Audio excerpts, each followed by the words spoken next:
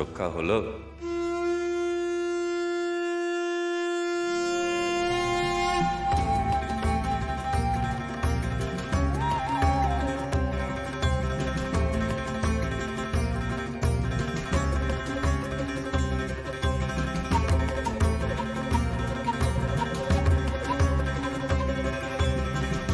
ওই মানুষটা তুমি ছিলে না?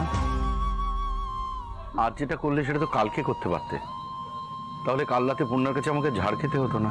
সবকিছুরই প্রয়োজন আছে ভগবান দাস। বউয়ের ঝাড়ও?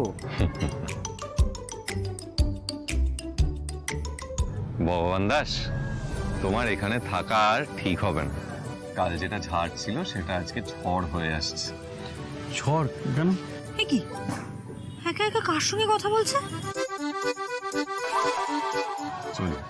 প্রভু, আমাকে একা ফেলে এখান থেকে চলে যাও না, আমি মুশকিলের মধ্যে। এই, তুমি একা একা কার সঙ্গে কথা বলছো গো? হ্যাঁ, তোমার আমার সঙ্গে কথা বলবার সময় থাকে না, আর এখানে একা একা দাঁড়িয়ে নিজের সঙ্গে কথা বলবার জন্য প্রচুর সময় নাকি? শুভদাকে দেখো, বউকে নিয়ে যখন কোথাও যায় মন্দিরে, তখন একদম কাছছাড়া করে না বউকে। আর তুমি বউয়ের সঙ্গে এসে একেবারে আলাদা আলাদা ঘুরে বেড়াচ্ছ, আবার একা একা নিজের সঙ্গে কথাও বলছো। এবার থেকে তুমিও বলবে, মন্দিরে যাওয়ার আগে আমার বর আমার জন্য শাড়ি কিনে আনে। হয়েছে, অনেক হয়েছে, এবার অফিসে যাও, নাহলে তো আবার বলবে আমার জন্য দেরি হয়ে গেছে। ঠাকুর, আমার বরকে একটু ম্যানেজার করে দাও, তাহলে এখান থেকে দণ্ডি কেটে অফিসে যাবে। হ্যাঁ, দণ্ডিকাতে কিন্তু অফিস যাবো, 8 কিলোমিটার এখান থেকে রাস্তা। আমি দণ্ডিকা কি সব মানত করো তুমি? চুপ করো তো তুমি।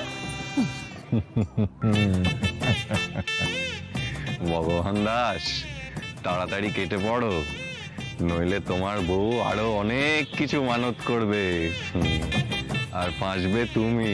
ঠিকই বলেছো, আমার সিগনালে সেরকমই মনে হচ্ছে। আবার তুমি একা একা কথা বলছো? না না, আমি তো ওই আর কি। এই যে শোনো, সাবধানে যাবে, সাবধানে আসবে, আর প্রমোশনের লেটারটা মনে করে নিয়ে আসবে কিন্তু। ইতি অন্নপূর্ণা। প্রমোশনের লেটারটা এনে সবার আগে তোমাকে দেখাবো। বিনীত ভগবান দাস, টাটা।